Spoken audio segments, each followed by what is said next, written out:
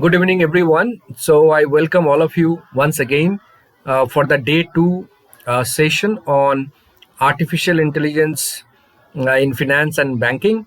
And it's a great pleasure to welcome once again Mr. Arnab Sarkar.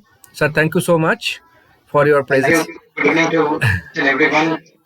I And hope you got yeah, and we'll start right now, 5 minutes before, so that no sir can do a recap, small recap, and exact 7 o'clock we can start the session. Thank you so much, sir. Please, sir, take over. Thank you. Thank you so much. Thank you so much. Thank you, Datta.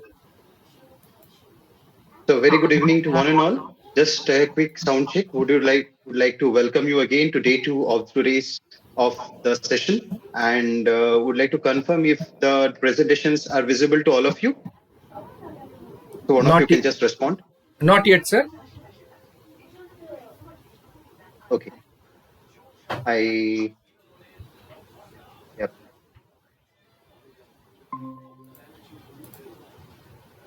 I think it should be visible now.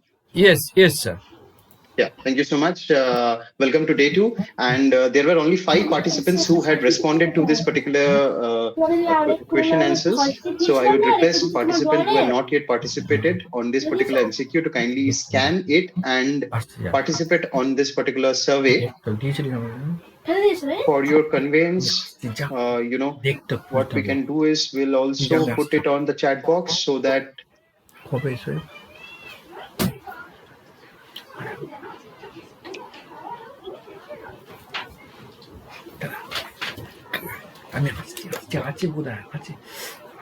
maximum student can participate on this particular MCQ.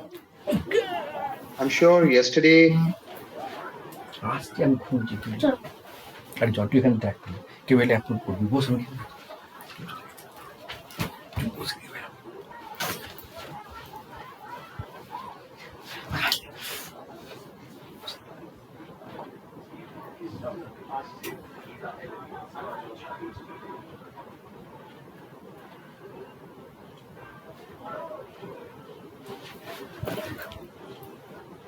All right.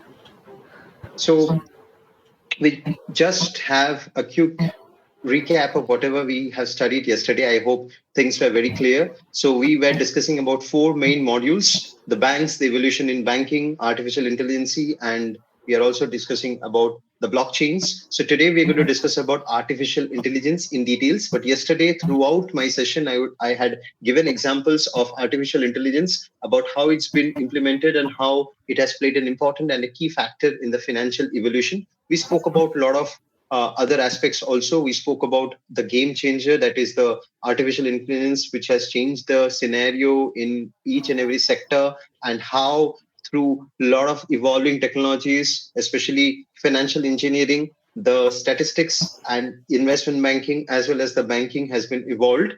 We also discussed about types of banks in India, how the banks originated and how the banks have evolved, and how they have developed their business size, and their book size has been increasing day on day. We also discussed about various cyber security threats to the bank, functions of the bank in precise and regulatory bodies. I had also requested you to kindly download a data set from any of the websites, especially RBI or SEBI, and do a trend analysis. We'll come to it when we start today's session.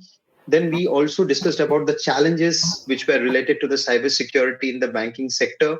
We also spoke about the evolution, from the traditional banking system to the RPA and now open banking and blockchain technology banks. So this was the roadmap which we discussed yesterday. We also spoke about the fintech industry, which is one of the trend-setting industries presently in the financial market. And this is an outlay of fintech. So yesterday we were discussing on these points, and to give a broad, so this slide I didn't show yesterday to to tell you in total about the fintech industries. These are the five main pillars of the industry. So they are into the digital lending, they are into the wealth tech, as we discussed yesterday. People like Grow, they are into insurance tech, they are into payment banking, they are into reg tech, which is one of the most important trends. Again, the work of chartered accountants are getting automated day by day, and all the compliance related things are also been automated by these fintech companies.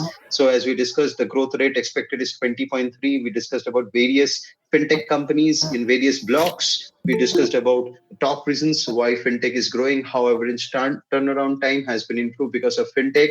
The most important slide which we focused yesterday was how financial sector, especially in India, has been benefited by the public digital infrastructure, which has really held in the penetration of the digital parameters into the Indian economy and helped both the bankers as well as the customers in both the sides in evaluation. And it has also formed a bridge between the customer requirement and the compliances factor by the financial institutions, and how the digital ecosystem in India has prospered, and how we are able to garner more and more data and more business out of this particular ecosystem. So yesterday we stopped our discussion on a point wherein we were discussing about the AI tools. So today we're going to start our discussion from where we left yesterday. So these are the popular AI tools of 2023. So as you all know, most of most of the tools. I'm sorry, I have a sour throat, so I will be, sorry for the interruption in between. But to come back to it, so most of the tools today, whatever you use, all are backed by AI technology in something or the other way. How it has been backed by, will be discussing throughout today's curriculum. But these are the few key AI tools which are being used across the sectors. For example, for chatbot, the most popular tool is the Chat GPT, then Google Bard and Bing. But here, let me give you an example. There are two types of AI tools. One is open-ended and one is closed-ended. Because we ran a survey to understand the background of yours. So I found out that only 20% of you are from the IT sector. So to give you a clear idea about what open-ended and a closed-ended software is, an open-ended software is a software which you can use end to end. For example, if you take operating system, so Linux is an operating system which can be incorporated as in without any charges being paid, and then you can work on it, and there is a community which works for the contribution to that. Similarly, Unix is also such platform, and in GPT technologies, Lambda is such a platform whose libraries can be incorporated. You can take that for free. Whereas people like GPT, Chat GPT, they're not free. They're closed-ended system, like our Windows is, our Mac system is.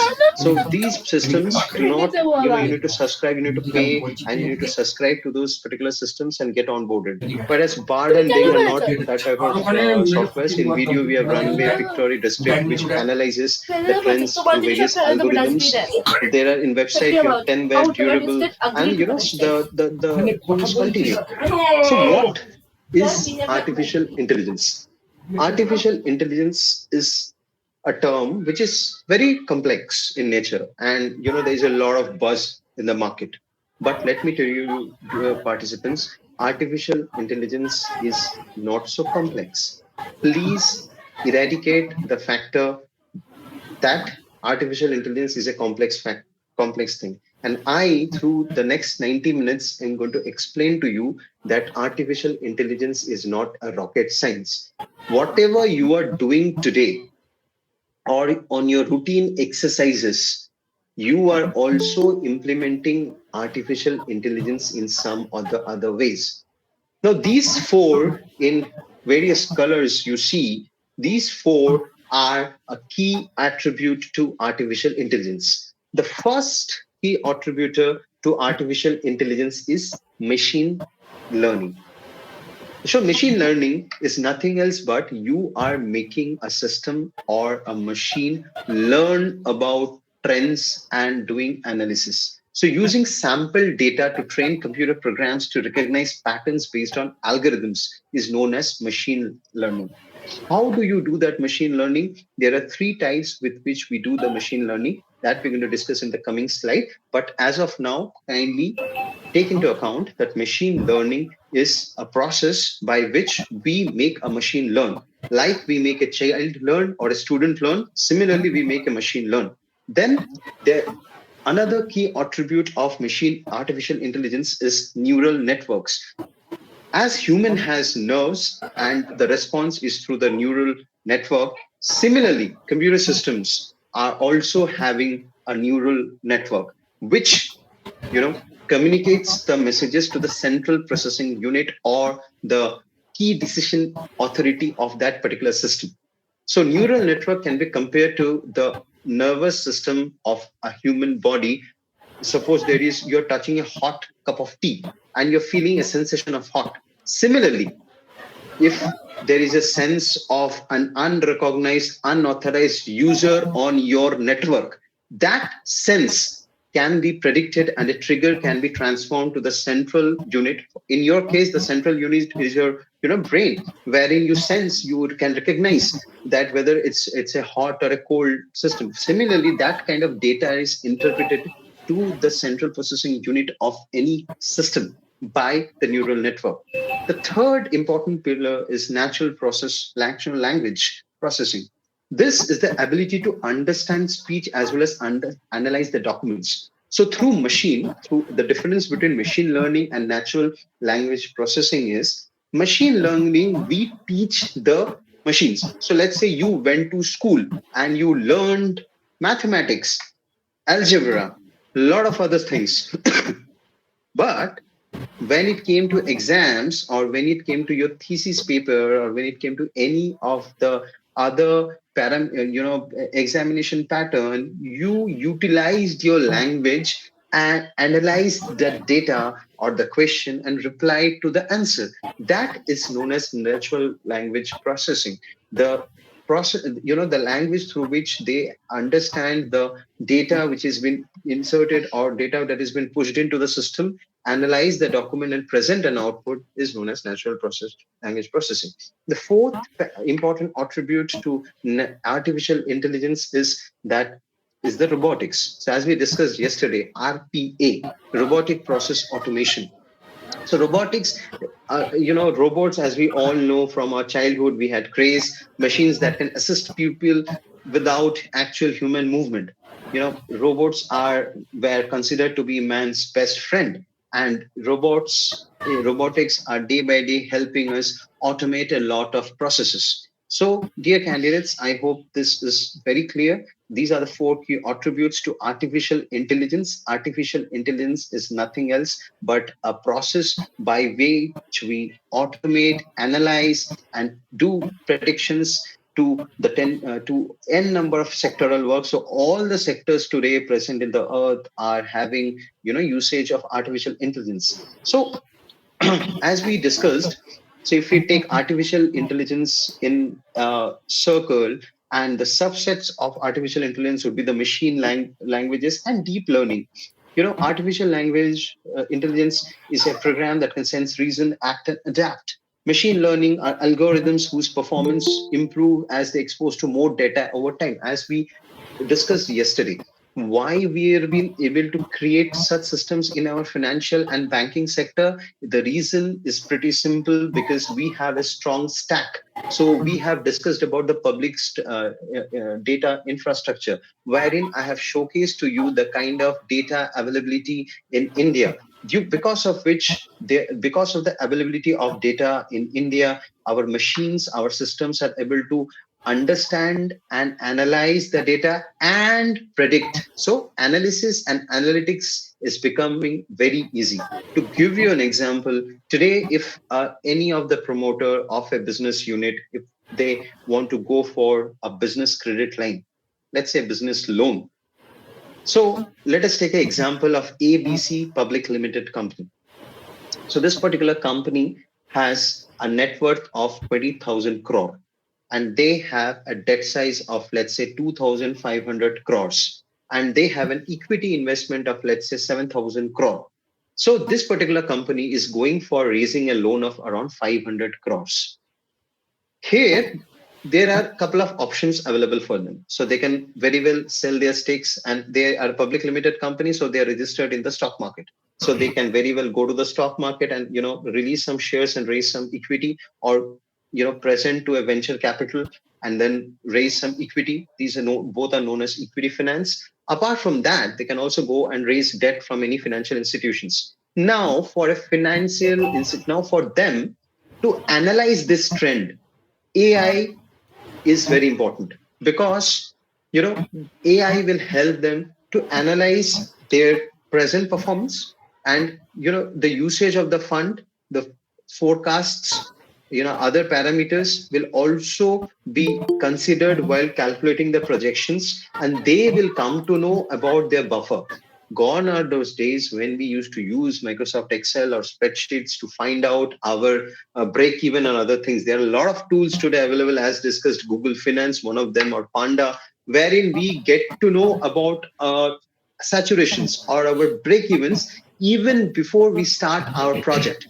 So, as a promoter, we are pretty clear that we can raise up to 500 crores. Let us split the 500 crores into 200 crores equity and 300 crores long term debt from any financial institution, because equity again is a volatile finance. Because at any point in time, the share prices may go up and share prices may come down, depends on various factors of the ecosystem, which again we'll be discussing during our financial engineering slides. So, here in this scenario, the promoter gets an opportunity, or the promoter gets a clear picture of his risk appetite, and he also get to know about at what cost he can raise the funds at. Now he approaches financial institutions. Financial institutions, through his PAN, through his Udyam number, and through PAN and CIN, corporate identity number, they can get the entire analysis of his past trends. They get to know through account aggregators his accounts, as we discussed yesterday. Through his PAN card, they get to know about his all IT returns. The directors' IT returns are also accessible to them. They also get to know the charges that they're holding from the MCA website, the ROC. They also, through the GST, comes to know about their transactions, revenues, and other factors also being made available to them. So decision making becomes far easier for that financial entity. Now, mind you, while applying for 300 crores debt, the company promoters will be submitting a CMA data, or the projections to be, since 100% of you are from the financial background, so I believe that these terms are well known to you. So, considering that, now he or she, the promoter, they present their financials, they present their projection data to the banks, the financial institutions. Now, financial institutions, as I told you, they will analyze the past trend, and through their own analytic system, depending on the, let's say this particular entity is in,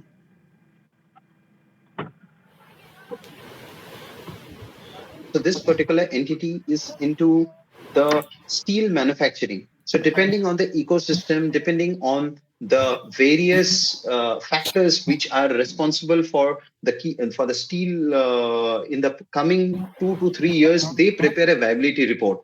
This viability report again is being done through systems which are designed through AI. And the main contributor to that is machine learning, wherein the previous past trend data, the inputs have been given and algorithms have been designed to find out how the performance of this particular entity will be in the coming 2, 3 years. And a viability report is generated at a very fast speed. The third subset which we will be discussing is the deep learning. It's a subset of machine learning, as we discussed on the previous slide, that we have something called natural learning language processing, NLP. So it's a subset of machine learning wherein the multi-layered neural networks learn from various data availability. For example, how did you learn sensation? Since childhood, when the first time you touched a hot cup or you touched a cold ice cube, you got a sensation, you got a feeling. So that's how you do deep learning. So there are two type of basic learnings which a system does. One is a deep learning, which it remembers. You remember that you shouldn't touch the candle, the tip of the candle, when it's burning because it's hot. So that thing gets into your mind. Similarly, on similar angles, the deep learning of machines happens, or the software happens, considering various other attributes or ecosystem factors, wherein these things will be supplied, this information should be supplied to the neural network, which should be learning and experiencing it. So these are basically some of the examples, attributes of artificial intelligence, the landscape whereon they are. So they are into the autonomous systems, as we discussed, that it helps in automation, in end to end, in all the sectors, health sector, also robotic process automation is helping them perform a lot of operations, using the past data trend. They help in machine learning. In financial sector, they analyze the data, and with the availability of data, they learn how the trends have been performing. Deep learning has been done. You won't believe now, in fact, with the artificial intelligence introduction in the financial sector, we are also being able to find out whether diversion of fund has been done or not. That's one of the important takeaways that are the benefit of artificial intelligence into the banking. Because earlier days, what used to happen, a lot of promoters used to take funds and diverse it. The purpose of fund would be for purchase of stocks, CC. Usually in the overdraft and the cash credit account, you don't have a control over that particular account. The customer may transfer it to somebody, buy asset, a long-term asset, or whereas you had funded for a short-term asset. Whereas in AI system nowadays, what happens is post your usage, we monitor the GST. We really, through GST, the account of that particular vendor is also mapped. So everything is in the digital infrastructure, which helps us to monitor and analyze whether the fund performance, the lending has happened on a proper scale or not. Then coming to the next, it understands the patterns. So for example, this is one of the most important attribute of artificial intelligence. Not only the biometric patterns, it helps us to we use this artificial intelligence in analytics for understanding the spending patterns. So now we are coming up with a lot of fintech companies have already come up with a lot of applications or libraries which will inducted to your system or onboarded on your system through API, or let's say a library call. You will be able to gauge how your customers are spending. What is the pattern? Let's say you are having an institution, you have 50 suppliers and 30 vendors, whether they are paying on time, how many credit time they are taking, what is the what is the product life cycle. Every data is available to you, and they are also being able to predict whether this particular person would be able to repay, having the capacity to repay. So your creditors and debtors probability and the risk appetite can be easily mitigated and easily gauged by artificial intelligence. So similarly, there are chatbots, chatbots which helps you in real time discussions. Right now the most of the banks and most of the financial institutions, also insurance companies, are working with chatbots who can provide or sell their products. For example, the general insurance and health insurances are sold by a lot of chatbots in various fintech companies, and they have a facility for real time translation.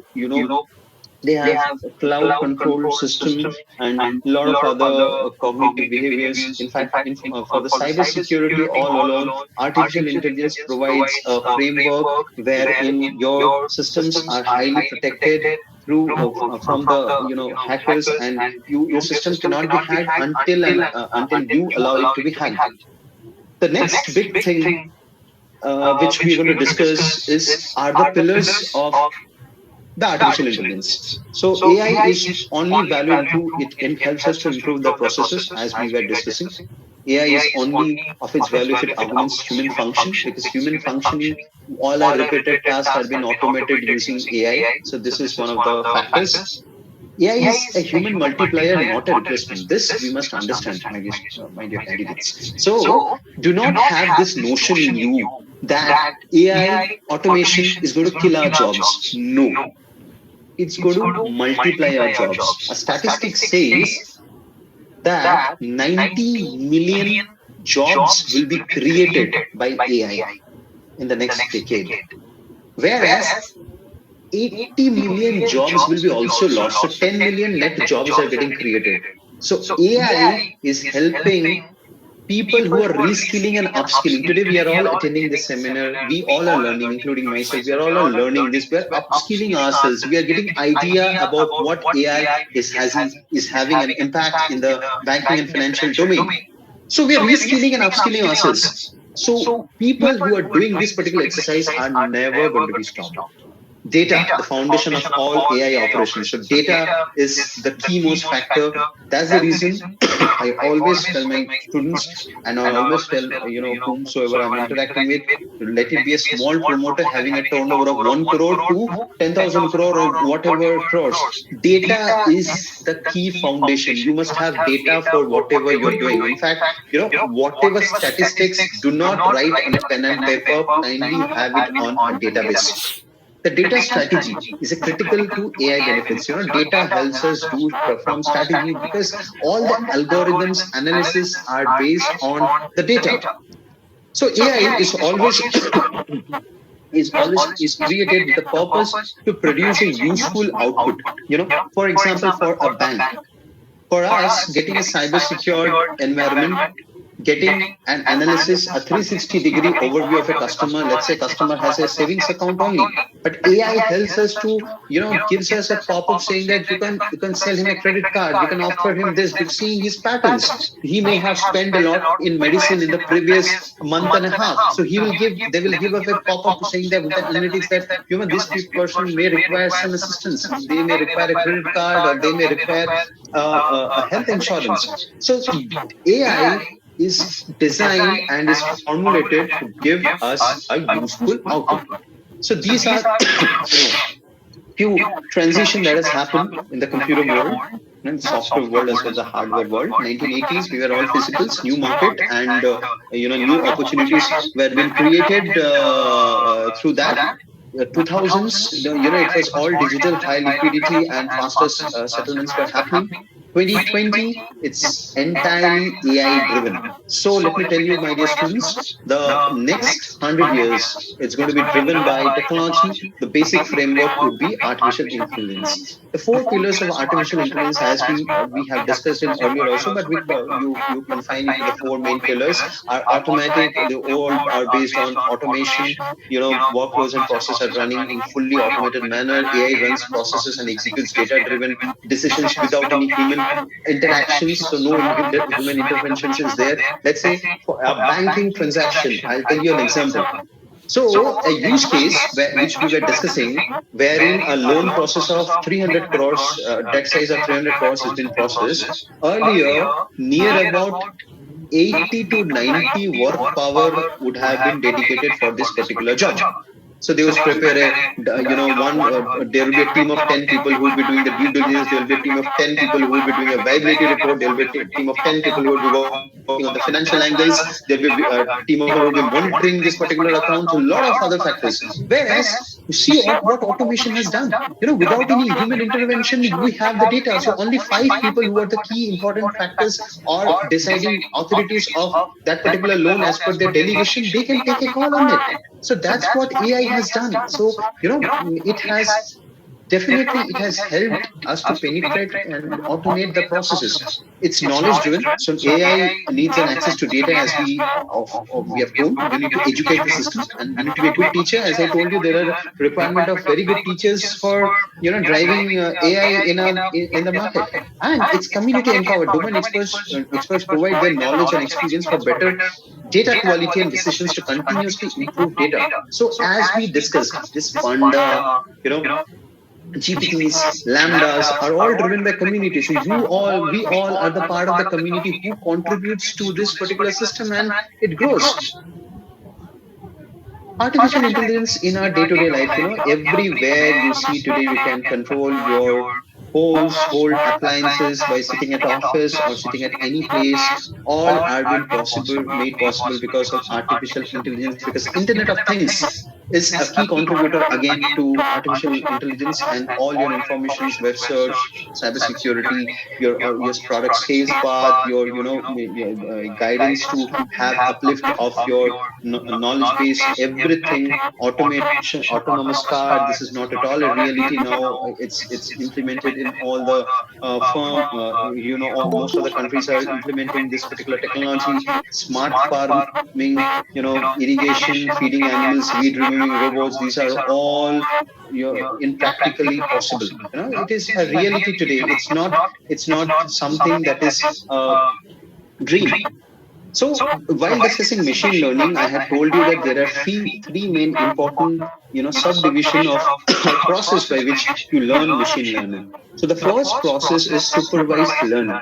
In supervised learning, you teach the system certain factors which would be useful for lot of classifications. For example, again, supervised learning can be classified into identity fraud detections, image classification, customer retention, diagnosis. So in a way, you are supervising this particular learning with the help of data, and you are giving the data input and making the system learn about it.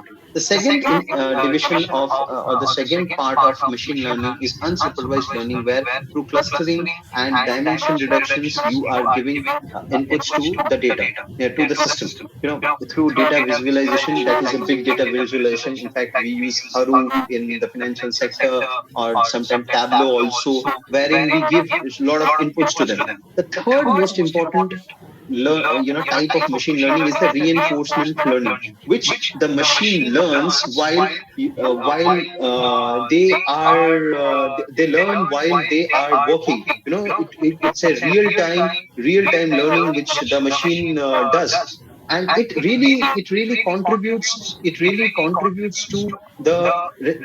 to the response by the machines. So all the skill acquisitions, all the real-time accesses which we see today are all because of the reinforcement learning. So reinforcement learning, apart from other two learnings such as supervised learning and uh, the unsupervised learning, plays a key attribute. So in supervised learning, machines are taught by showing them the answers. Once a machine knows what the answer is, so let's say we show a machine how a cow looks like. So we show a machine, teach a machine that, see, the cow looks like this, and the machine will be responding to that, and the machine will be working on that angle. So we use unsupervised learning when there is no set of right answers to learn from. It's about finding patterns like the buying behavior of diversified customers. So a customer can, reading the patterns of customer can buy any of the products. There is no, perfect match for that particular thing. A common machine language learning model is reinforcement learning, which we are discussing. When the machine is rewarded for achieving better outcome, we usually do the reinforcement learning. So now we come into financial engineering. So yesterday, Mr. Datta was discussing about a very interesting thing while we were closing our class. So, very interesting trend.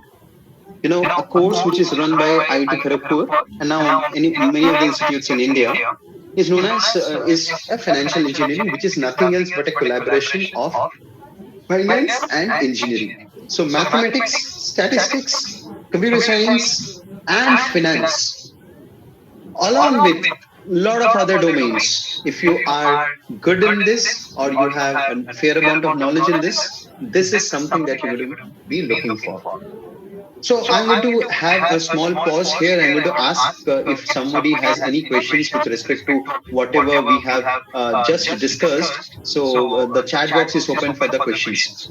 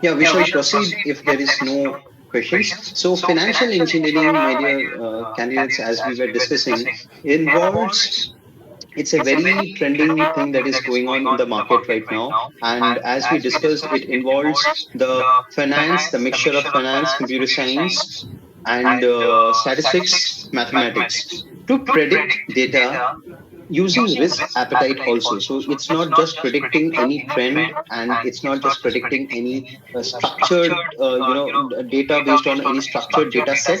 It will also keep into account of various other factors which may have a risk quotient to it. So these are the branches, basically, these are the key attributes of financial engineering. So you one need to have a good statistical knowledge, one need to have an engineering background, and of course, as we discussed on the layout of this particular session, that you need to have a research thing into you. You need to always ask questions into you. You need to have a computer science background. You need to have knowledge about the risk management and the insurance, because that is the key factor which defines or differentiates financial engineering to quantitative finance or data analytics. Data analytics is a component of financial engineering, but financial engineering helps us to focus as well as predict, or let's say to do a corporate finance, or your derivative predictions, investment bankings. Any of these parameters are made possible by financial engineering. Especially, it's a very good career path if you are interested in it. There are a lot of advantages of financial engineering. So before talking about advantages, I would like to tell you that presently in the Indian market, in fact, we have only 3% qualified financial engineers.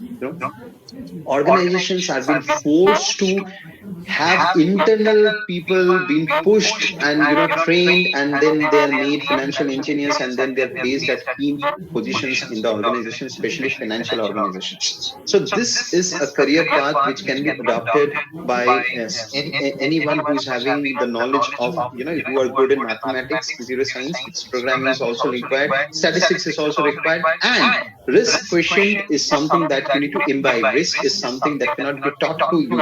It has to be imbibed. It has to be, you have to predict it. Based on that, only a lot of key decisions can be taken by key organizations. So coming back to the advantages of financial engineering. So the first advantage is that the return on investment, frequency of return, rate of return, and the mode of returns are being, predicted uh, in a very efficient way, and the probability of it is very high. The share prices predictions and derivative prediction, as we told, the predictions viability of corporate finance, 300 crores by ABC Public Limited. That particular viability will be done, if done by a financial engineer, will have an attribute to it.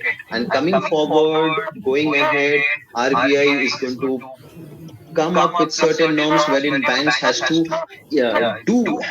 predominantly have an assessment being done by financial engineers for any of the big corporate loans, because a lot of corporate loans has failed in India.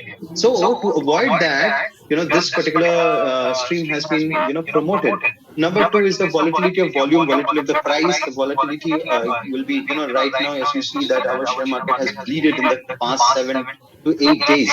So those volatility are removed by the financial engineering, because they predict the risk and accordingly guide the accordingly they are also being trained as a wealth manager, and if they are managing your wealth, so you will be advised accordingly. Third is the liquidity management. The liquidity management, as you know, that there was a huge hue and cry during 2008 in America. The main reason was the failure of the portfolio buyout. So what happens is, in banks, there are a lot of banks who believe in portfolio buyout. By portfolio buyout, I mean to say that, let's say there is a company called Aditya Finance. Aditya Housing Finance has a portfolio of, let's say, 80,000 crores in Bangalore. And there is a bank, let's say we take an example of Indian Bank. So their portfolio in Bangalore Try, ma'am. city Try. is, let's Try say, once again. 1 lakh crore. So Please try once here, again. Yeah. if Indian Bank is short, because as a part of the Indian banking system, 40% of the net credit output, or the net ANBC, has to be from the priority sector. So if there is a shortage, that time banks usually have a credit portfolio buyout. So they decide, the Indian bank decides that they see that they forecast that they are unable to reach 40%, they would be short by 3 to 4%. So they buy out, let's say, a portfolio of 10,000 crores from Aditya Finance. So the portfolio, the loan accounts get transferred. So in reality, the customer still remains of Aditya Finance, but on books they sell that particular portfolio to Indian bank. So in 2008, what had happened was the portfolio buyout, especially of Lehman Brothers, had failed, had collapsed. And the major reason was all the mortgage-backed loans were failed. So that had happened due to assessments. So that assessment failure chances decreases and the liquidity is mentioned. As you know, there are two things with which RBI maintains the liquidity in the Indian banks, the SLR and CRR. So those, not only onto the banking centralized ecosystem, but also for each of the individual companies, this financial engineering helps in maintenance of liquidity. The conveyance of investing. So when you get that particular confidence that reality, a data has been checked, a data has been verified, a data has been processed in the way you want to, and you get it convincing that that can be implemented and that data can be, you can go ahead with that particular wealth manager. This helps you to get convenience of investing. The fifth aspect is your compliance aspect. The tax aspect also has been taken care of in this by the financial engineering, wherein the compliance part, the statutory parts are all being forecasted. They also help you in gauging, if advanced tax payment has happened or any other ways through which you can register profit in other periods. The investment periods and financial sourcing, as I told you, debt raising or fundraising from the market or through debt or equity component becomes easier when you have financial engineering, because implementing that particular module, you do a lot of research and you compare the risk mitigation, you mitigate the risk, you have the risk appetite, and during which you have the methodologies and you have the ready-made data set in front of you of how much financing to be done, how much, you need to, how much debt to be raising from the market, how much equity you have to raise from the market. And fourth important thing is the securitization scope. The securitization scope becomes easier by using financial engineering.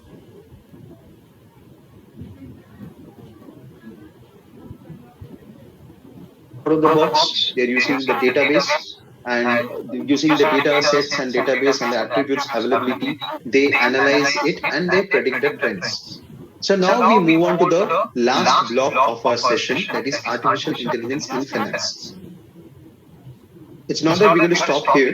We have, after AI in finance, we're going to also have some add-ons, as we have discussed yesterday, that we're going to also discuss something extra, because it's knowledge cafe. It cannot, confine to whatever framework has been given. So we're going to also discuss about blockchain moving ahead. At this point, I would like to ask if any candidate has any questions. So we will just pause for a minute and then start our next session. So yeah.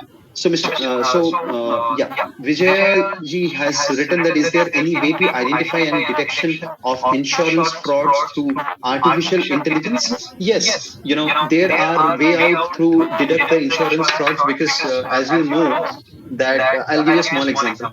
So you have application called Truecaller, and it's not that it's using a rocket science technology. What it uses is it gets input from the community, and we're going to discuss about the blockchain technology also, wherein the networks will be discussed. So insurance frauds, there are a lot of spamsters who would be calling you again and again for selling insurance. Those can be easily detected, and they will give you a notification that this is not correct. The second way through which these companies help you, especially insurance tech companies like DG and others, they will continuously verify the data of that particular entity who is proposing an insurance to you via SEBI website. So people who are registered in the IRDA and SEBI, they will have the correct information. So why that, they will be verifying it, and through which they will be triggering you the informations whether that is a correct insurance organization or not. So yes, artificial intelligence helps you in detection of frauds, insurance, especially the insurance frauds. This is for the customer side. Now, when we talk about the insurance company, let's say there is a company called New India Insurance, and there is a claim of fire.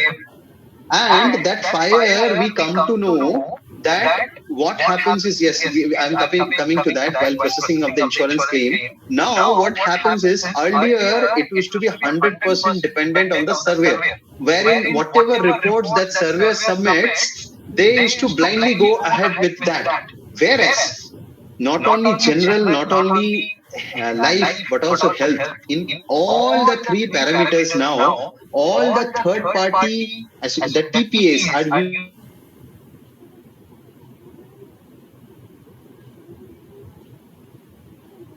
a lot of data trends. While settling the claims, are using a lot of data trends. For example, for example, now the fire safety norms. Let's take example of Karnataka itself. In Bangalore, the fire safety norms are very stringent, and fire, it's very tough to get a fire license from the, from the respected authority. Now that data has been shared. If you get a claim of fire in a company and you cannot blindly settle it, I have seen my lifetime experiences wherein promoters have put fire in their own institutes and burned the, own company and burned the stocks, but insurance has not been settled, especially after COVID, because of the implementation of AIs. Because through AIs we get various data sets, and we analyze that whether, whether the fire is being caused by them, because they analyze a lot of data sets, whether they have a fire license, whether they have a proper fire drill that's been done, all everything has been recorded. If one compliance is not been performed, the underwriters ensure that all those compliances are met while selling the insurance. So there they stop this insurance claims. Similarly, in case of life and health also, let's say if they are not complying with, for example, simple statistics I'll give you. Let's say you have a room rent bar in your health insurance. Many people, because of, the silly reasons, they go and get hospitalized in India, and there are claims which I have seen getting rejected because of it, and the system does it. It is not been done by the employees of that particular organization. It's the system who triggers that particular information that, look, this claim seems to be fishy, and this maybe this hospitalization was not required for this particular aspect. So I think your doubt is freedom is clear with that, Vijayji. So we move to the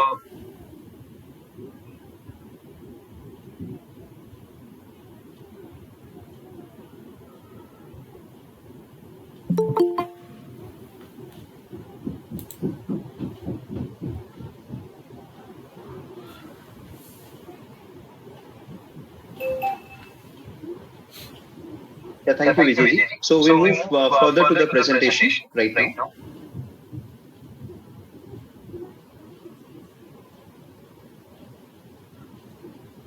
So artificial intelligence applications in the financial services. So as we have been discussing, so this particular chart shows you in total the applications of AI in financial services. The first main application, as we were continuously discussing, was robo advice. And this robo advice doesn't mean that robot is advising. This robo advice means through RPA, the robotic process automation. And robotic process automation, my dear candidate, doesn't mean a robot. Robotic process automation means a software program which helps us to sorry, which helps us to predict the kind of customer it is, to predict the data, to predict the future. So for a customer, getting a complaint resolved through chat, through a robot gets easily done. The financial institutions also, whenever a customer is walking into a particular branch or applying loan online, beforehand we get all the informations, the history about the customer, the analysis, the financial analysis, and also we get to know whether, the system predicts and lets us know through a scoring model how much that particular asset will perform if we lend him X amount. Let's say he or she has requested for 10 lakhs personal loan, which he or she is currently having a salary of 30 lakhs per annum. But so it seems to be a very good proposal. The branch manager will be very happy. But this particular person has changed 8 jobs in the last 3 years. So do you think it is a feasible proposal, it is 100% feasible proposal. But you have a high risk appetite to it, because you never know, taking that 10 lakhs, he may change another job, and you never know what he ends up to be. So robo advisors is one of the key attributes, key applications in the financial services, not only from the financial institution side, also from a company side. Also, you have a lot of tools available in the market which gives you advices of for your financing. You know, whether your finance are on track, whether your debts are running more, you are crossing your saturation level, or whether your creditors, how the creditor cycle, the debtor cycle, all the advices and being done by the AI applications through robo advisors. The second thing is customer recommendations. You know, you get a customer feedback. Through customer feedback, the AI gives various recommendations. Let's say, you know, we have this course today, we have a session today, and you know, you may like some part of the course, you may not like some part of the course, and you give your feedback. So while you give your feedback, you know, the AI system reads those feedback and then processes those feedback, and the feedback has been passed on to the appropriate authority about this particular session, the ways where the areas which were the most good part of the session, the areas where we can improve. Similarly, on the financial perspective also, for any financial institutions, customer recommendations are placed to the topmost management with a proper trend analysis. Let's say, you know, customers, let's say when you walk into any of the branches of any of the banks, or you do any particular activity in any of the mobile banking application or any of the applications of any bank, you get a customer feedback. So that feedback has been analyzed. You know, that feedback is not just taken and stored in a database or read. People take a printout and read it. No, this particular feedbacks, that whatever you are sending, are being read by systems, and then they trigger information to the management about that particular channel or the network which where you were in, and the experience that you had in that. Similarly, algorithm trading. So, by algorithm trading, this is an important tool for the share market or derivative markets, wherein you get a trend analysis. Most of the wealth management fintech companies uses this tool and gives you a future prediction tool. Let's say, you know, stocks to buy, 4, 5, 6 such stocks to buy. Do you think they're just predicting, you know, seeing the stars or seeing the ecosystem? No, there are various factors which are being taken into account, and a lot of engineering, financial engineering had been done over here, and then the prediction has been made through using various algorithms. So algorithmic trading has been done in the financial sector using AI. The fourth important thing is the chatbot. So as we discussed robo advising, chatbots are again process automation tools, the robotic process automation tools, which helps us to get a resolution to a problem or forecasts us by analyzing the data set available. Let's say you log into IRCTC, there is a chatbot available called Yogisha, wherein you answer some questions, she replies to you with your data set. You give your you log into user ID, so she already has the data availability of you. She knows your transactions, you know where you have booked your tickets and what are the performances. Everything is known to her. So that is one of the key attributes to the AI in the financial sector. The sixth, the fifth important pillar over here is the anti-money laundering and the fraud detection. My dear friends, let me tell you an important thing over here. Let me spend some time here. So most important factor in a financial sector is frauds. As my friend has just now, Vijayji had predicted about frauds in insurance sector across every financial sector, banking, insurance, you know, traditional financial institutions, share market, everywhere there is a tendency of frauds and money laundering. But AI has helped to reduce the frauds. How? The reason is AI using its previous experiences as well as predictions. So when there is a cybersecurity environment or a cybersecurity infrastructure that has been designed for any financial institutions, we write algorithms. through our previous learnings, the system also learns, and the developers also gives their input, as in what would be the possible ways by which the money would be laundered, and there would be fraud that would be committed. All those attributes are detected, all those attributes are identified, and they also predict use cases. The already happened things are being predicted, that goes well, but what is going to happen, in which or the other way fraud may happen, that also is been set. And sometimes through natural language processing, as we have discussed, the fraud detection methodology is identified by the systems. So if any, let's say, to give you a small example, usually we see a trend of ABC Public Limited, which has, as I told you, a debt size of 2,500 crores, maintained with a consortium of, let's say, four banks. So they log into their system using a particular network, or they are logging in through three different cities in India. Suddenly, we see some of a login taking place from Mauritius, or let's say any part of the world. It gets a trigger. So that trigger has been pointed out by the AI devices, the AI programming. And let's say there is an unknown transaction that's been, that's not a part of the regular pattern of transaction that's happened in that particular account. So those are all triggers which comes up. Let's say from any of the branch of the banks which that particular company is dealing, there is a transaction that has been initiated without any check number. So that those things are all pointers and triggers to the fraud. So it gets detected on a very prima facie level. That's an OTP. Usually the OTP goes to one particular number, but now suddenly there is a change. So there will be a trigger. So those triggers, those analysis, and then again there is a watchdog. So watchdog is nothing more. Don't think that there is a dog who is watching. It's a programming terminology.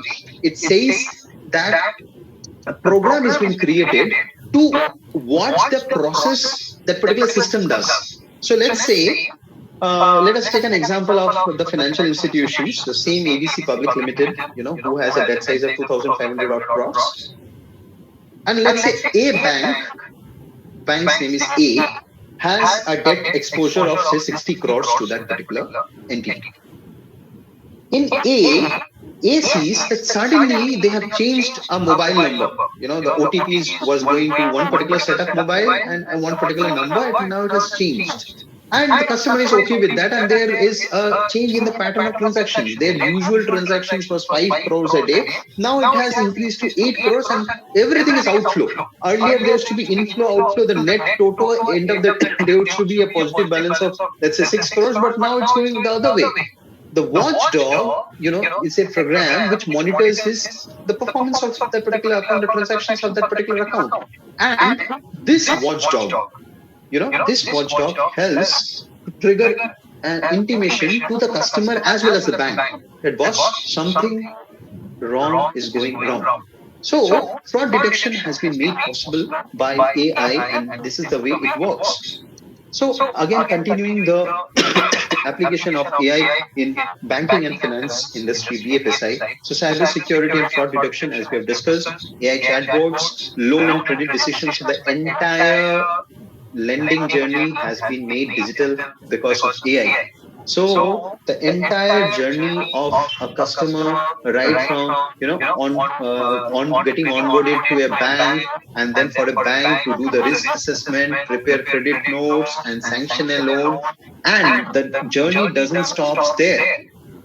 The journey has a pre-exercise also. Now you would get a lot of mails for a credit sanction from XYZ bank, a credit card sanction. How do you think it's coming to you? These are all data which has been analyzed by various banks. Because your data set is available, they have certain data which are already exposed. They get that particular data, and they through the systems algorithms, they run that particular data, and they come to a conclusion who are eligible for how much amount. And a pre-approved set of customers are only being selected by financial entity. And then after disbursement also, the entire tracking mechanism, the monitoring mechanism of your loan, where you're using it, for what purpose you're using, whether it's been diversified, whether you're repaying it on time or you're expending it, you're spending your salary in something else, not repaying the loans on time. Everything is automated using artificial intelligence. The fourth important thing which it helps, which it has an application, is in the tracking and the market trends. As we discussed, the share market trends, the derivative market trends can be tracked. The performance of the shares, how it's performing, whether it's gone up, gone down, what are the trends, and 52 weeks high, 30 days high, 7 days high. All this terminologies can be easily done through AIs, and the market trends can be understood and predicted also.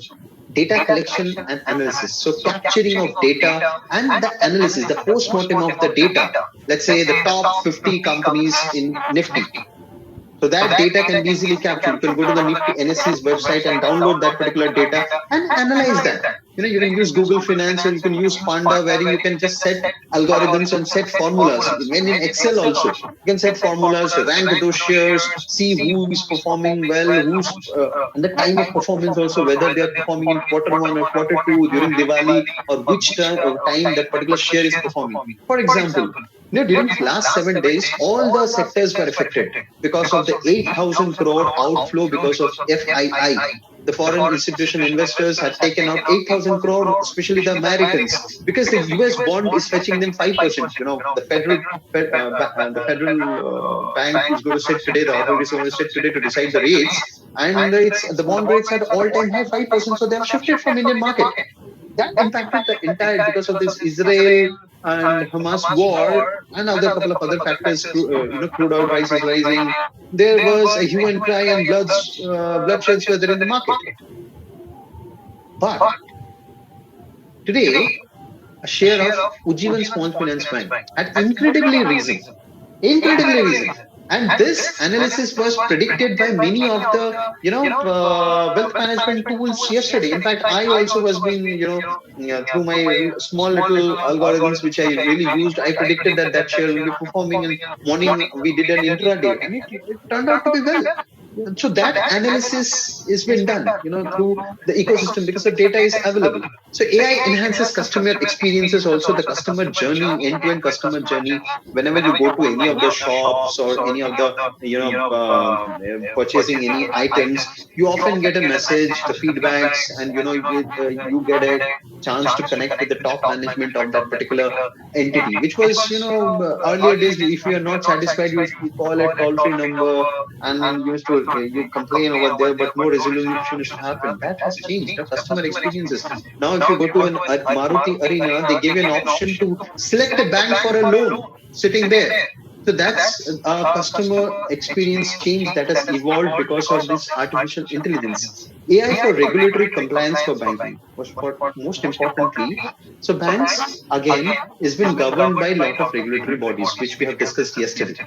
So let's talk about the central regulatory body, that is the Reserve Bank of India.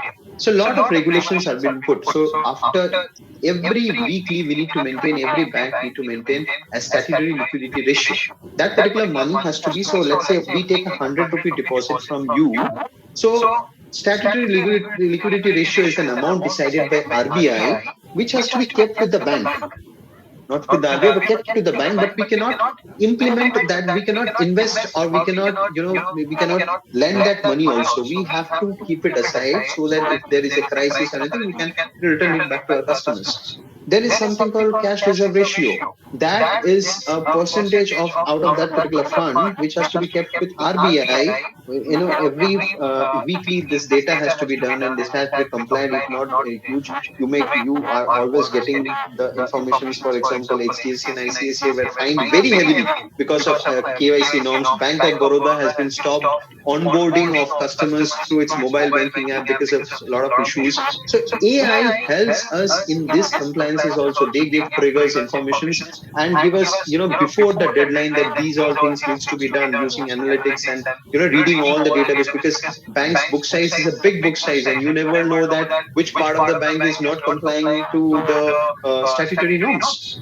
They also the eighth important factor which AI does is have a predictive analytics, which we have already discussed a lot, wherein you get to know about a customer, which product you can pitch to your customer, not only in a bank but also in any of the institutes or any of the companies. You see, they read the trend, they read the patterns, and they predict wherein you can develop much.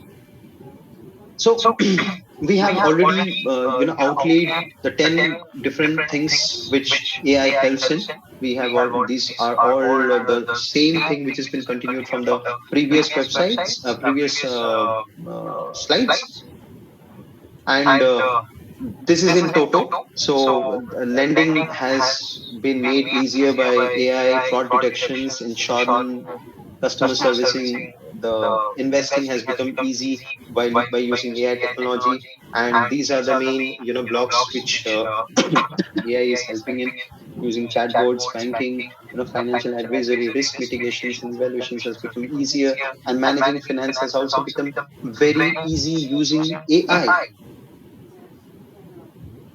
These are the four important parameters or four important advantages which AI has given to the banking and financial world.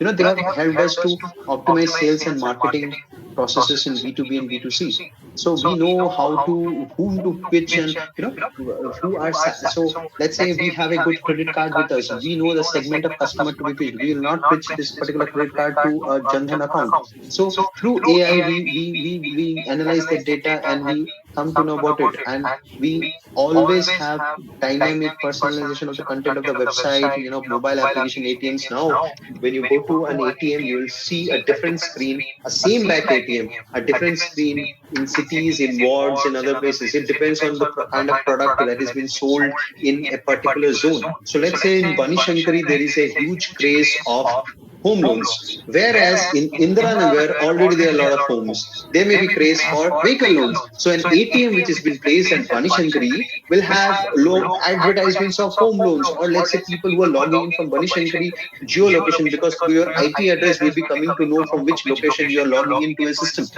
We will be projecting those advertisements. So it has really helped, not only the financial institutions but also to all the institutions in optimizing the sales and the market process. They have also helped in driving the revenue growth. The revenue growth of each of the company have increased using AI. So if you look at the balance sheets of major banks in India or insurance companies in India, they had to optimize and they had to scale up their, they had to invest very heavily into the IT infrastructure. And today they are getting the fruits. If you see the balance sheets and the quarter results of most of the public sector banks as well as the private sector banks, you'd come to know that major banks are recording year on year 30 to 40% growth on their net profit.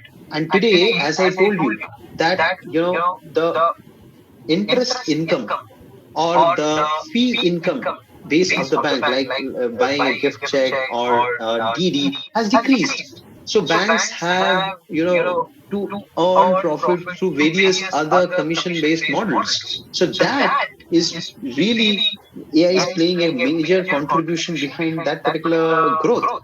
So increasing sales through use of customer propensity modeling has been happening. Shortening sales cycle using segmentation based on AI is happening. It's guiding selling optimization through decision path and specific customer management.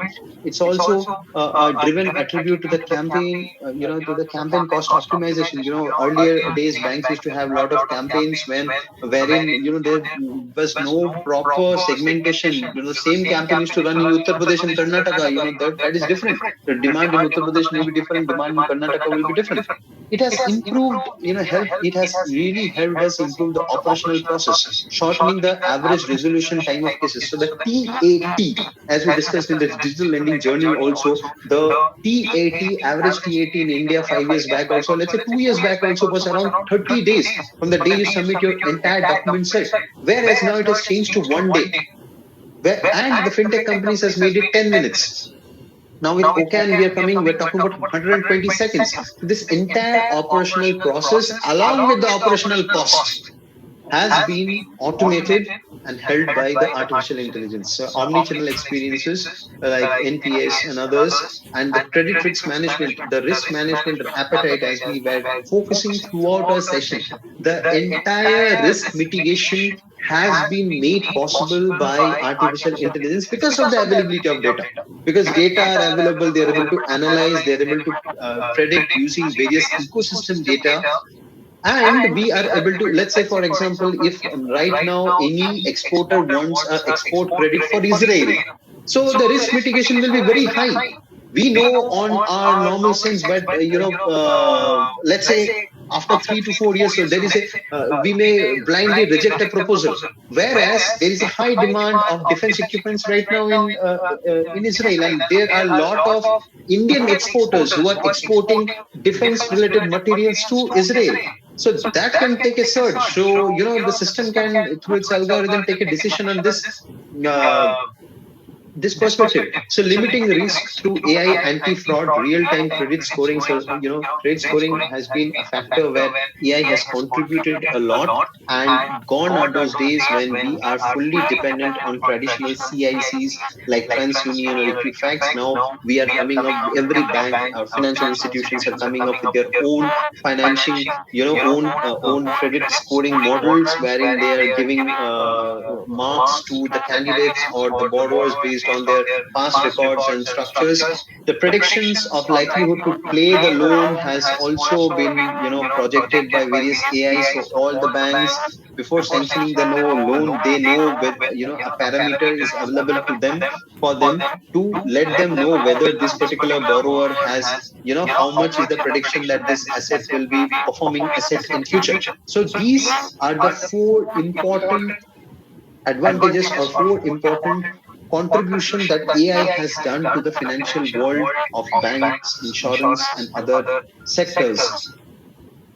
So these are few machine learning projects in the world of finance. So I would, request the candidates over here to, because of the shortage of time, we are unable to do an hands-on right away. But I would request you that yesterday you had downloaded the data from the RBI website. So these are few things that you can do by yourselves, wherein you can just download data from NSC, BSC, RBI, or IMF's website, and then, analyze the trends and create charts, analyze the trends, and apply your own formula for the predictions.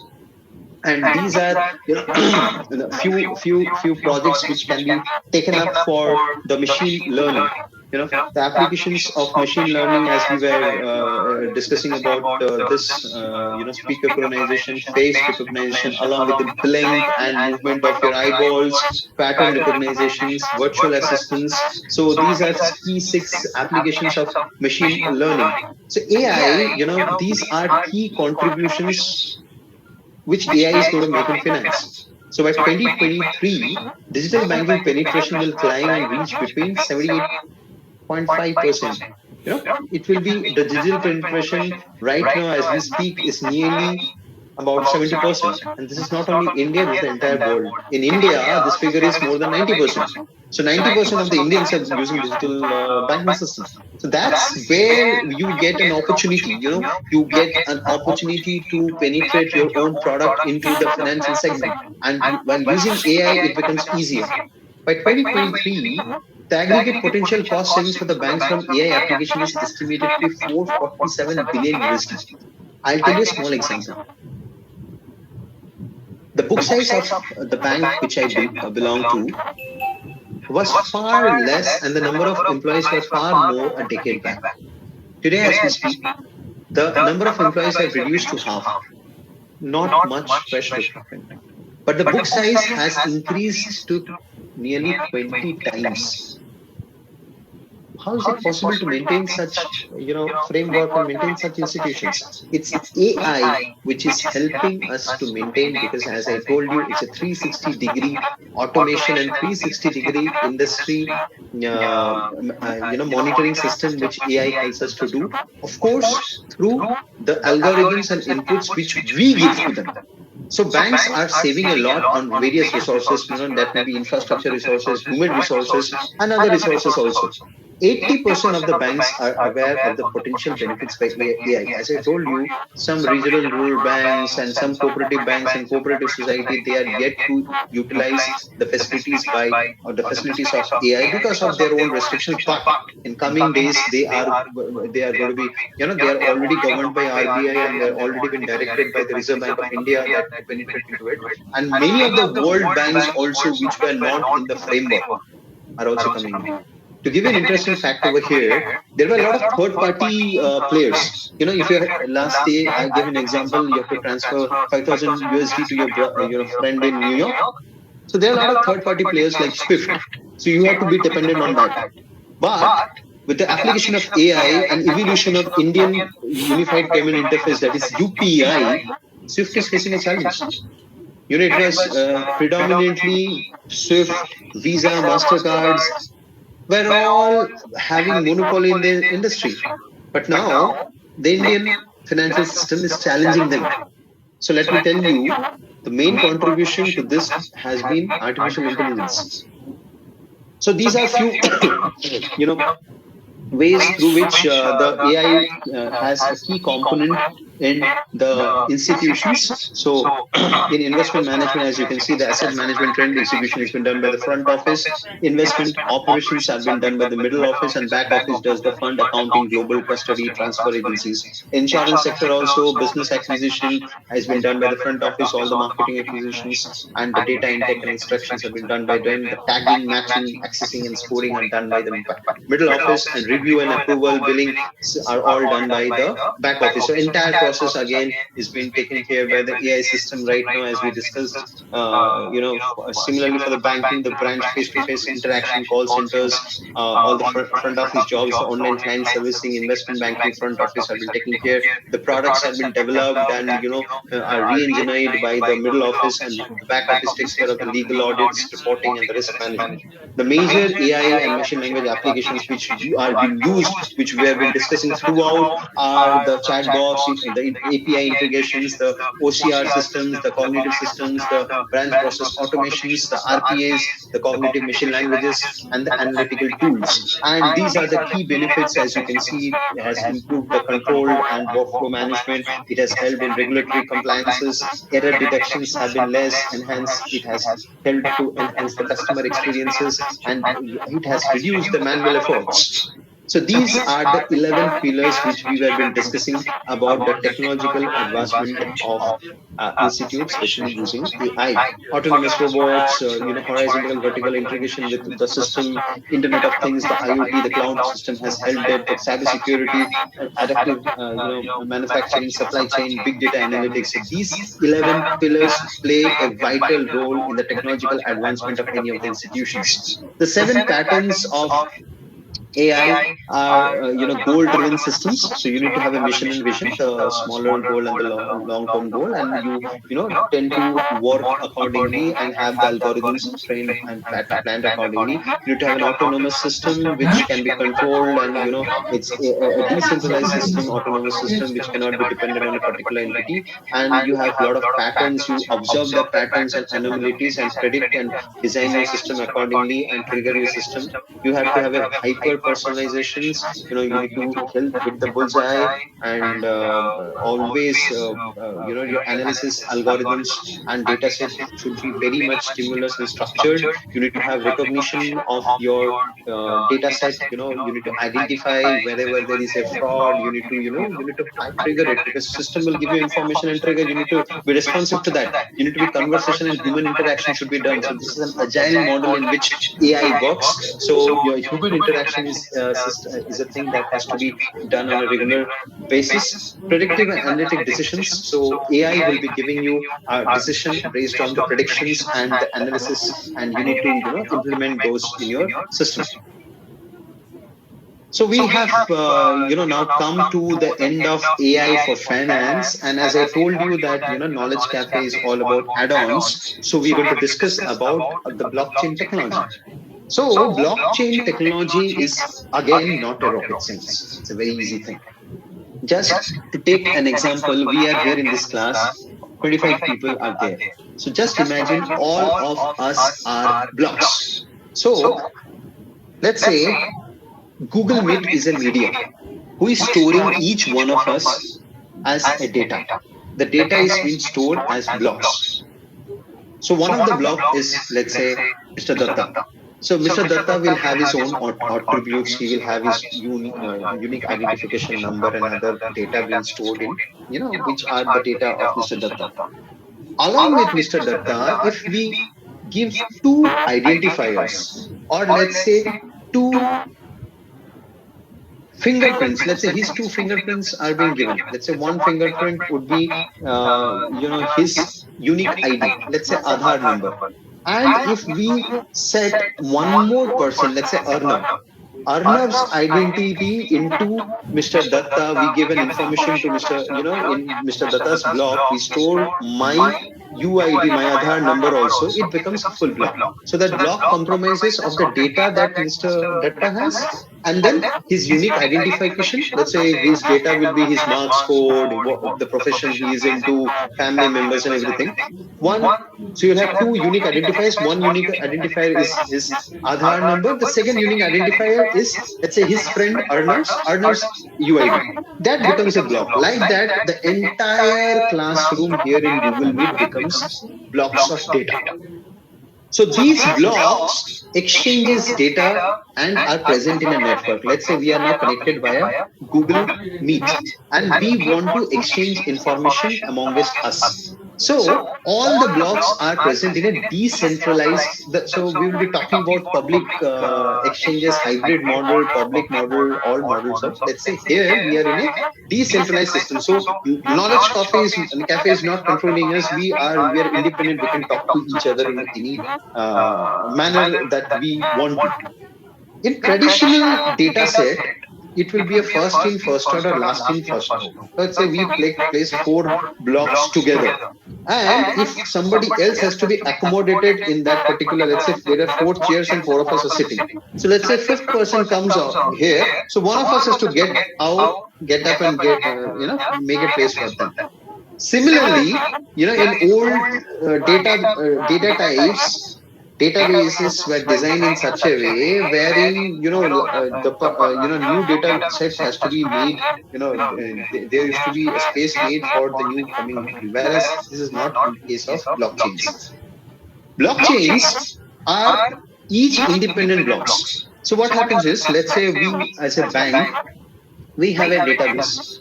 And if there is a hacking being done to our database, the entire data gets exposed. Whatever data is being stored in entire database of that particular data set, let's say customers of a particular branch. If a hacker hacks into that particular system, the branch ABC's entire data gets hacked. Whereas if we would have used blockchain technology, each customer's data would be stored in various blocks. So let's say Mr. Datta is a customer and myself, Arnav, is a customer. So Mr. Datta will have his account number as one of the identifiers and the other transactions being stored into him, and he will also have storage of my account number. That is his friend. I will have, let's say, Vijayji's UID, my next UID, my account number and Vijayji's account number. Along with that, I'll also have my data being stored. So once a hacker hacks, let's say Dattaji's account, and I pray to God that doesn't happen, but just for this use case, once a hacker hacks Mr. Datta's account, he will have information for only Mr. Datta. And for me, I will get, the system will trigger an information to me that already there is some identified, suspicious activity that's going on in one of the blocks. So you get secured and my, data set gets secured. So these identifiers are known as hash. So each block will have a fingerprint or a UID known as hash, and it will also have its previous hash. Let's say, in this use case, we told Dattaji will have his previous, let's say, my hash into it. So each of these blocks will be different. So how this blockchain works is something that is going to be discussed in the next slide. So let's say a transaction has been requested. We take an example of, let's say, central bank digital currency. In this case, we take an example of central bank digital currency, which has been launched in India. So a transaction has been requested. A block that represents a transaction is created. So to tell you, For the blockchain technology, the blocks are created in a timely manner that is called proof of identity. That particular time, that can be set by algorithm or programming by the centralized or the by the controller itself. So a block has been created for this particular transactions, and the block is sent to every node into the network. So here in the traditional system, what happens is we create a communication channel, and then we transfer the funds, it goes to RBI, and then it goes to that particular bank, that particular account. So it's a centralized system. Here the block is sent to every node in the network. The node validates the transaction, whether it's a whether the hash and the fingerprint, how it validates is using the hash or the identity of that particular block. It validates, the node validates, the network validates whether it's a valid genuine transaction or not. Then the node receives the proof of work. The proof of work has been received here, that yes, this money has to reach. Let's say Dattaji is sending the money to Arnab. So Arnab, this has to reach to Arnab. The block is added to the particular blockchain. The block gets added to the blockchain which are already existing. So we already have a blockchain, blocks of 25 people over here. Dattaji is sending additional block to, let's say, amount to me. It gets added, and that amount gets credited to my account, and the transaction gets completed over here. So here are four, types in which the blockchain technology works. One is no central authority, public. Public is the boss over here, like Bitcoins, where we do not have any central controlling authority, where it is a decentralized financial system based on which framework this particular network wants. The other one is a private, which has been controlled. Let's say this class is controlled by Knowledge Cafe. So Knowledge Cafe will have a control over the blocks and the movement of the blocks, the proof of network, and the creation of blocks. Everything is under the control of a particular entity or an authority. Then it can be also controlled by a group of entity. Let's say today the presenter, Knowledge Cafe, and one of the participants who has been nominated as the representative among the participants, they three decide to control the blocks. So the access of other blocks will be restricted over here. So this is called consortium of blocks. And the final thing is the hybrid. In hybrid model is a model in which our central bank digital currency or the e-rupee in India has been implemented, wherein it's been not controlled by particular authority in alone. So it's a public, it's on the public digital infrastructure, and there are a lot of other entities which are having their control over this particular system. So these are four main types of networks on which blockchain based. There are a lot of use cases of blockchains. Blockchain has been used everywhere, as AI is right now, blockchain technology. So in finance, with Bitcoins, and not only Bitcoins, blockchains are also used in the networks also. In supply chain, blockchain has become a key attribute to the supply chain, and has helped the supply chain management, as well as the supply chain finance, to drastically improve using this particular technology. It has held in retail, it is used in automobiles, in governments, in services sector, in healthcare sector also. Blockchain has significantly played an important role in the insurance sectors. Also, blockchains, have been considered to be very important attribute in real estate, sports, entertainment, e-commerce. Everywhere, blockchain has played an important role to play. So now I'm going to tell you how. So we were discussing, we were talking about DeFi, one of the most important and talked about word in the financial sectors, that is called decentralized financial system. So how is that going to impact on the financial world? So on your top of the slide, you see how centralized financial system work. So traditional financial systems. So let's say you are sending a money from, let's say Mr. Datta is going to send an amount from his bank account to my bank account. Let's say the transaction amount is XYZ. So he has to log into his bank or request his bank via any media. It can be an online channel, it can be an offline channel.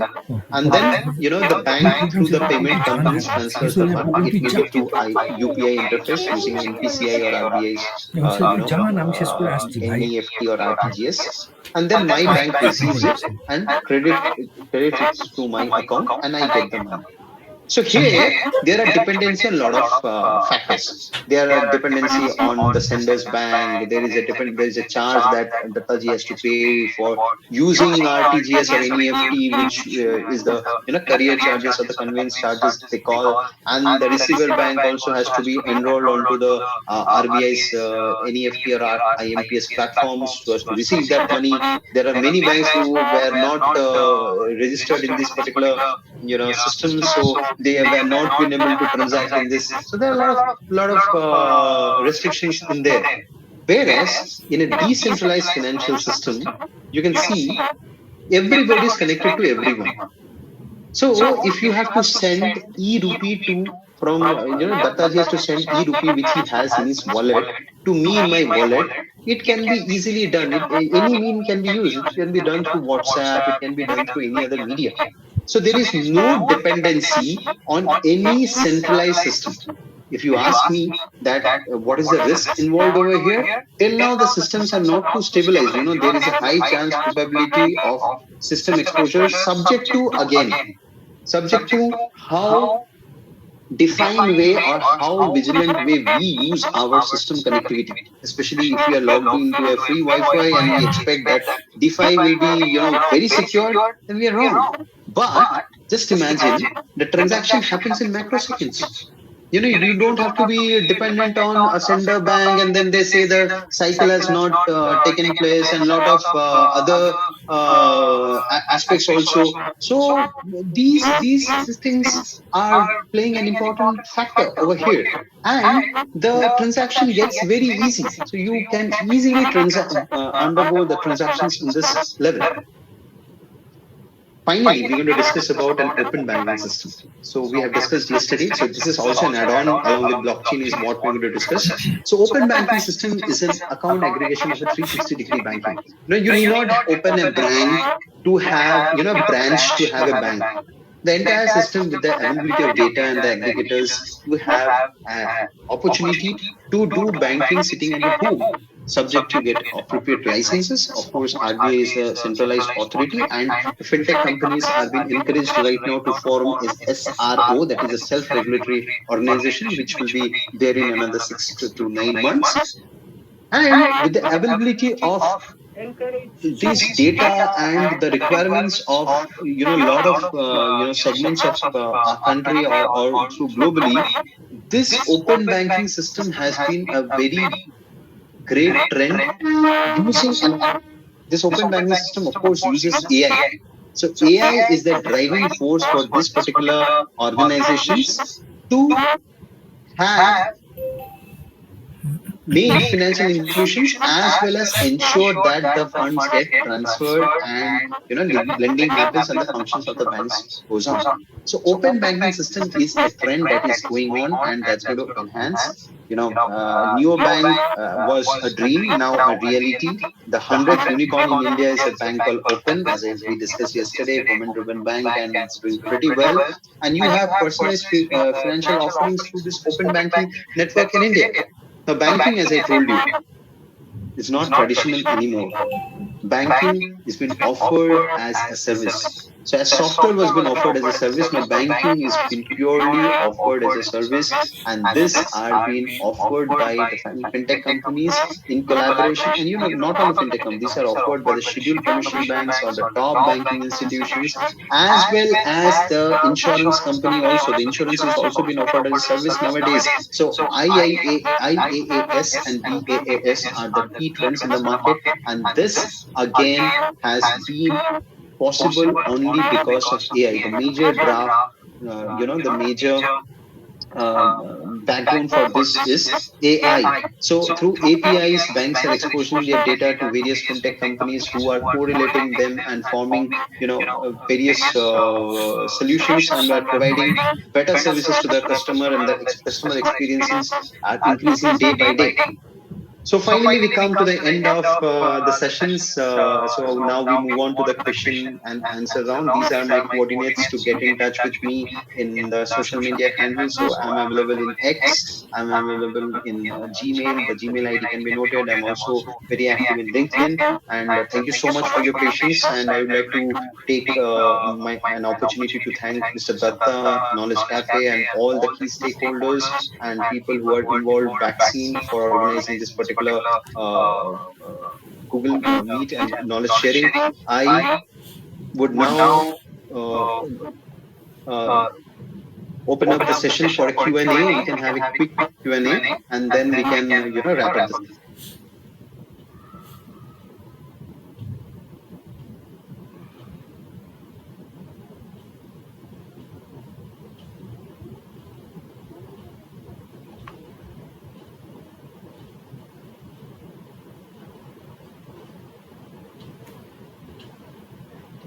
Thank you, Dominiji.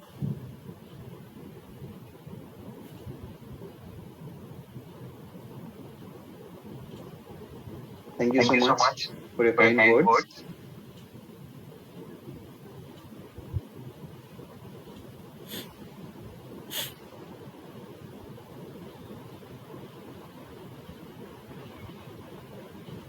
Thank you, Vijayji.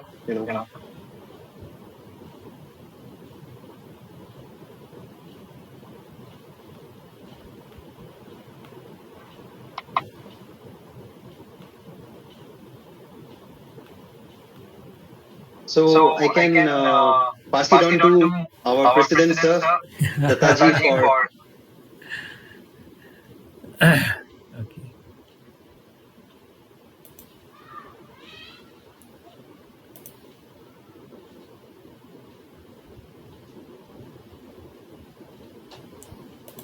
Okay. All right. So 1 minute.